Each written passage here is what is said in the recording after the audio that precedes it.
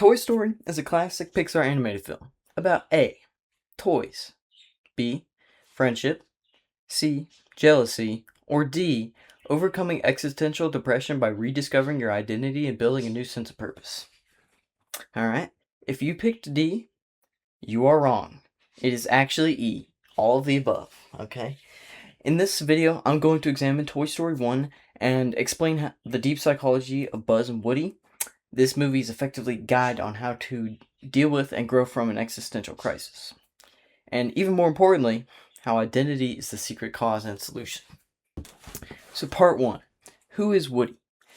I would describe Woody as a leader, a friend, a cowboy, Tom Hanks, well respected. In the beginning of Toy Story 1, Woody was described as being, and would secretly agree with being, Andy's favorite toy. Before Buzz arrived, it was the other toys that were paranoid about being replaced during Andy's birthday party. Woody wasn't especially concerned. During the scene where the toys listen to the army men describe the presents over the radio, Woody plays it pretty cool. Until the last present, where the dinosaur knocks the radio off the table, Woody actually starts getting pretty aggressive and commanding about putting the batteries back in. And he even goes as far as pushing the pig out of the way so he could do it. Come in, Mother Bird. Come in, Mother Bird. What is it? Plus is positive, minus is negative. Oh, let me.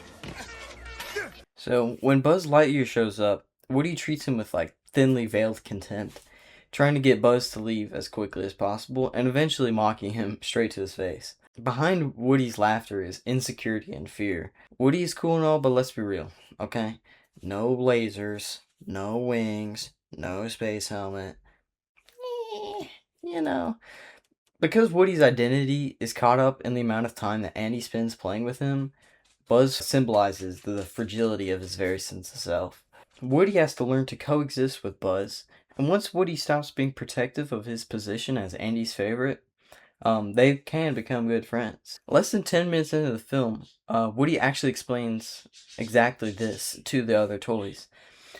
Woody's arc is largely about learning something that he was already able to explain rationally. I'm not worried. You shouldn't be worried. Of course Woody ain't worried. He's been Andy's favorite since kindergarten. Hey, listen, no one's getting replaced. It doesn't matter how much we're played with. What matters is that we're here for Andy when he needs us. Part 2. Buzz. When Buzz shows up in Andy's room, the first thing he tries to do is to contact Star Command. This tells us two very important things. 1, Buzz does not know he's a toy. And 2, he is alone. He's immediately well liked by all of Andy's toys. And, he's friendly and respectful. But he clearly doesn't care too much about being liked. His focus is really on fixing his ship and returning to his mission. Buzz's biggest issue throughout the film is that he's living in complete delusion. He believes there's a galactic threat and that he is the only person who can stop it. When Woody tells Buzz that he is just a toy, Buzz does not listen. He does not stop and consider. It takes the culmination of Woody constantly telling him, and eventually the TV commercial of himself, to finally get Buzz to accept that he is just a toy. This realization causes Buzz to be so depressed because it's his delusional identity that gave him purpose. In his delusions, Buzz is important. He has a mission, he has an enemy, he matters. Without his delusions, Buzz is just another cheap plastic toy, and one that doesn't even fly. His identity protected him from the fact that he has no reason to live. Buzz creates a false sense of purpose around something so large that he becomes important beyond himself and his friends, but to the entire universe. He creates and protects this false identity because deep down he does not even matter to himself. The tragic thing is that it is this identity that prevented him from mattering to himself or feeling how much he matters to his friends. The scene where Buzz tries to fly is actually the last stand of his delusions. If Buzz can prove the TV, Woody, and the whole world wrong by flying out the window, then he will be the Buzz Lightyear, savior of the universe. When Buzz fails, he completely gives him the fact that he is just a toy, and he lays there on the floor, broken physically and spiritually. Buzz spends the rest of the time in Sid's house completely depressed. He looks at the sticker on his left arm, peels it off, and throws it away, completely disgusted. But now that Buzz is free from his delusions, he is open to feel his new purpose and become a real hero instead of one serving himself. Part 3. Identity. The truth is that nouns are just categories. For example, oranges are not real. This thing is real, but the concept of an orange is only an idea. It's not something that actually exists. If you had a blue orange or an orange that tasted like an apple, it would still be an orange, right? Oranges are defined by us, and outside of us, it's an object and nothing more. When I say that I'm eating an orange, this is actually a very metaphorical sentence. A more specific sentence would be, I'm participating in the activity of consuming an object that fits within an abstract categorical group under the label orange. In other words, if there was no word for orange in any language, the object would still exist, and there are other objects with the same characteristics, but the category of an orange does not exist. So objects are real, but categories and nouns don't exist except in our heads. Let's apply the same concept to Buzz Lightyear. This object, seemingly containing the characteristics of a living being, is referred to by himself and by others using the words Buzz Lightyear. If you changed his name or identity, he would still be the same person.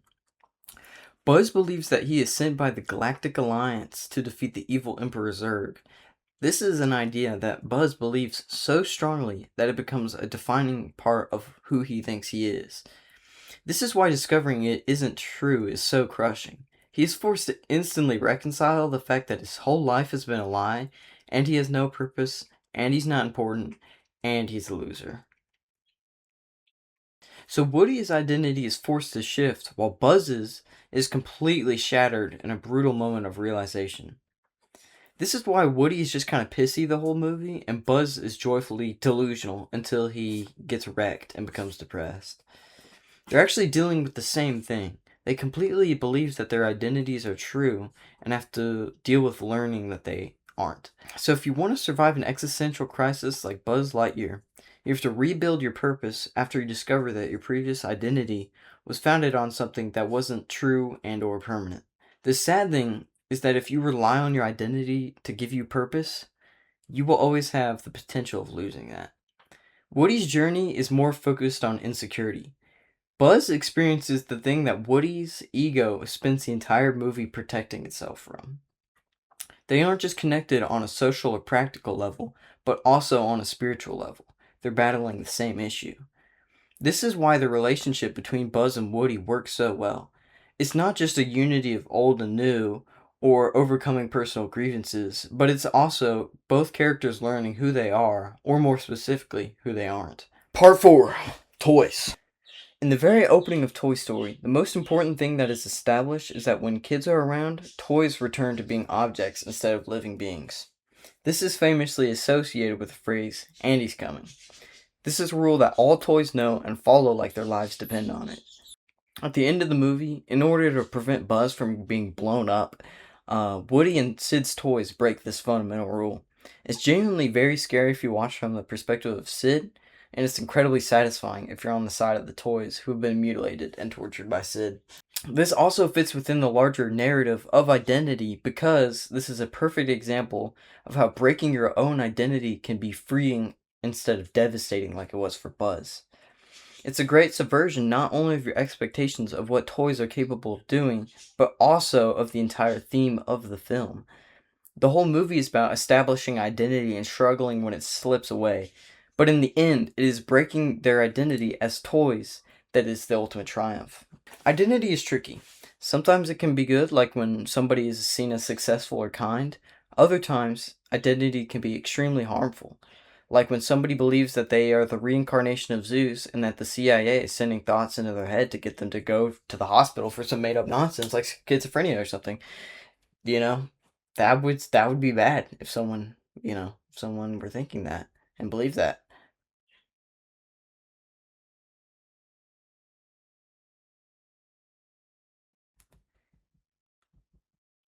One of the toughest, but also most transformative things that you can do mentally is to learn that most things, but especially identity, are both good and bad, and recognize when something is serving you and the people around you, and when it isn't. Toy Story masterfully explores this theme of identity. I'd argue that is why it's still remembered. Toy Story is perfectly paced, incredibly innovative, has great music and characters. These definitely contribute to why the movie is so good. But I would argue behind every good movie, there's something it says about human nature. Toy Story puts human characters through the perspective of toys, and it's a beautiful statement about purpose, self, and community. Anyways, hopefully you guys enjoyed the video. If you think I'm smoking crack, let me know in the comments. Thank you for watching. If you have any other interpretations, I'd love to hear them. Like and subscribe for more film analysis. Yeah, okay. Well, bye now.